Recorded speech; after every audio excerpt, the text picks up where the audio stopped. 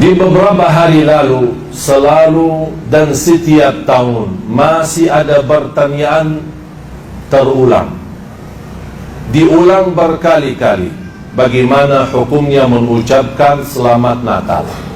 Itu setiap tahun sudah dibahas oleh ulama, sudah dijelaskan oleh Majlis Ulama Indonesia, tapi masih menjadi pertanyaan setiap tahun.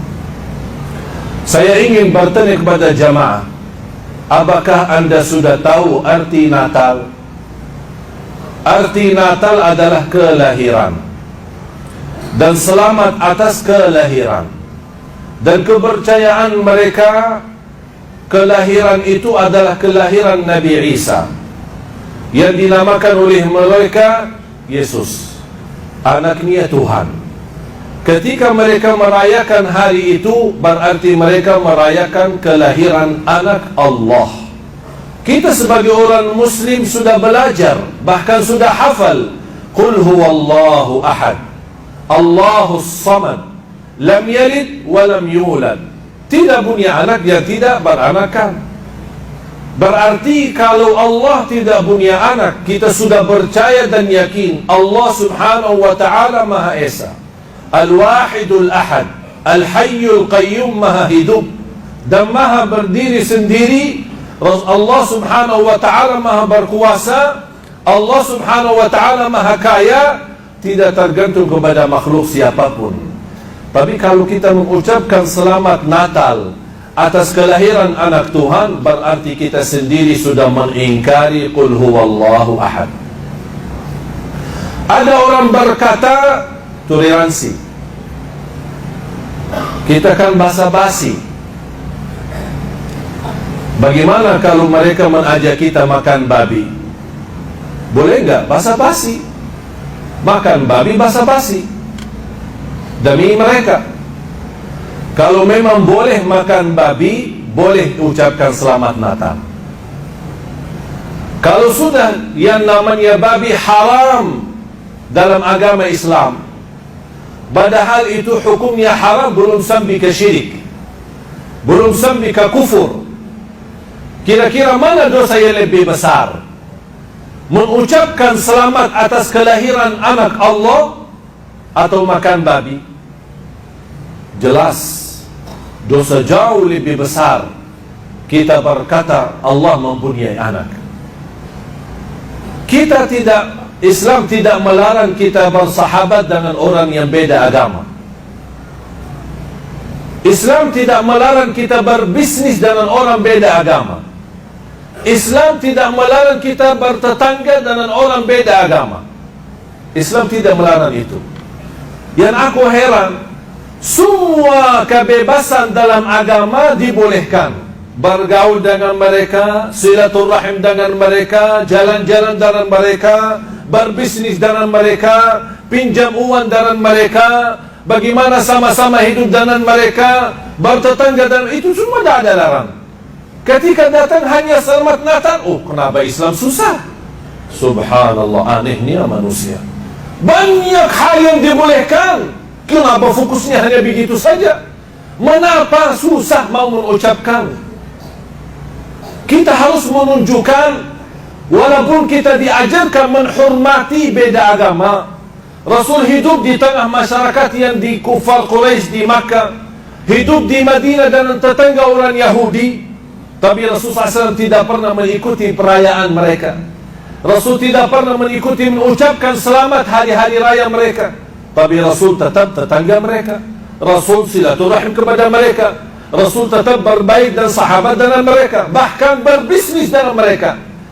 Harus kita berprinsip sebagai orang Muslim, hal yang terkait dengan akidah, mohon maaf, tidak ada tawar-menawar, walaupun orang tua sendiri.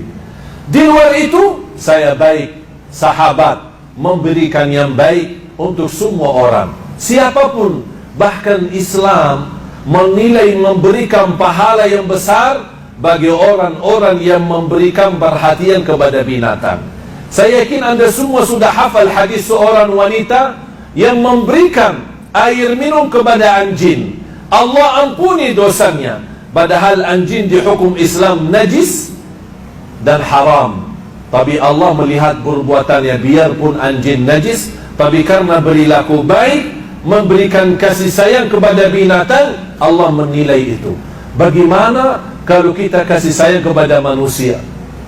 Kepada binatang saja pahala besar, apalagi kepada manusia.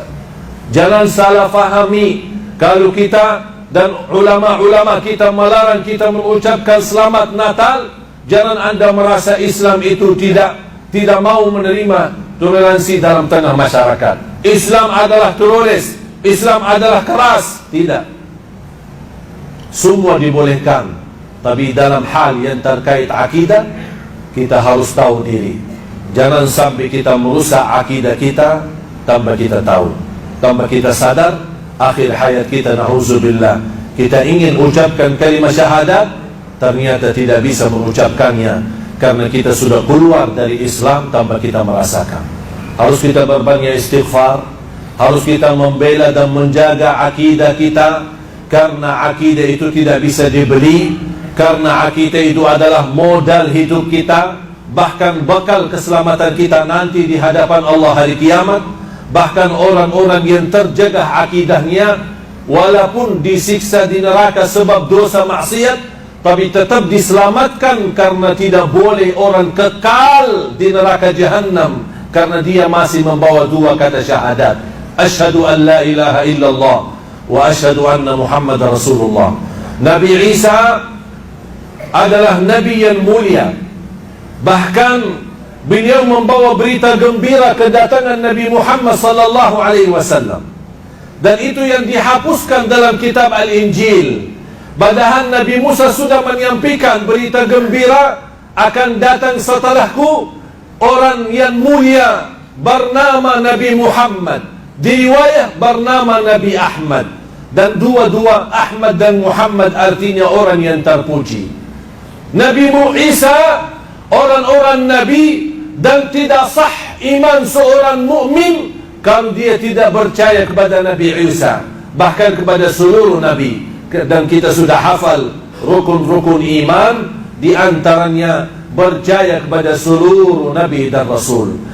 Tidak sah iman kita kalau kita tidak percaya kepada Siti Maryam sebagai ibunya Nabi Isa, yang Allah berikan kemuliaan, bahkan Allah berikan mukjizat, yang Allah kekalkan beritanya di dalam Al-Quran.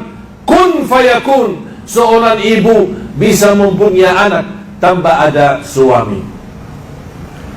Dan saya pernah sampaikan, kalau memang Nabi Isa dan Siti Maryam benar-benar dimuliakan di dalam ajaran dan agama mereka, tolong tunjukkan di Taurat mana atau di Injil mana yang ada satu surah yang bernama Siti Maryam, atau surah yang membawakan berita Nabi Isa alaihi salam. Tapi subhanallah, di dalam Al-Quran, siapa istri Nabi Muhammad yang kita semua tahu? Siti Khadijah. Siapa istri Nabi Muhammad yang dicintai? Siti Aisyah. Dan banyak istri-istri yang lain.